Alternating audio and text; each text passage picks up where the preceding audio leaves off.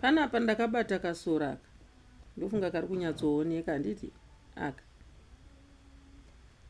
Kasora aka kanorapa siki kunyanya inorwadza mudumbu iya pazasi peguvhu, drop nesiki ye inongorwadza pazasi peguvhu apa. Yekusvotwa yeye. Unokatora kesi nechimudzi chacho ichi. Kana ukada kutora chimudzi chacho ichi, wotorawo zvakati wanda wodzwanya dzwanya woisa mu2 liters yemvura. Zvoraramo wozomuka uchitanga kunwa mangwana.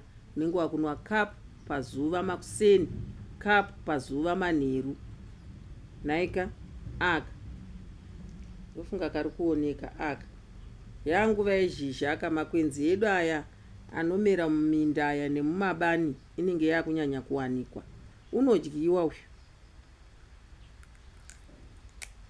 Asi kanoti vavei, kanoti vavei. Hakuna mishonga yesiki isingavave.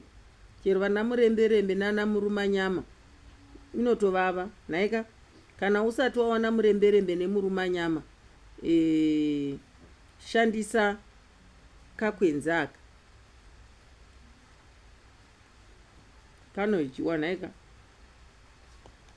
Kanoti vavei. Saka unongodzwanya dzwanya. Kana ukada zvese izvozvi zvese wodzwanya dzwanya, woisa mvura 2 liters.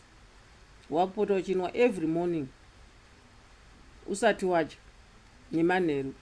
Kana zvaramba kupera motitsvaga. Queen box kwagogo monditsvaga. Makwenzi tinawo anorapa siki aripo. Aya tinenge tichikuratidzai tine chitiro ndo anowanika zviri nyore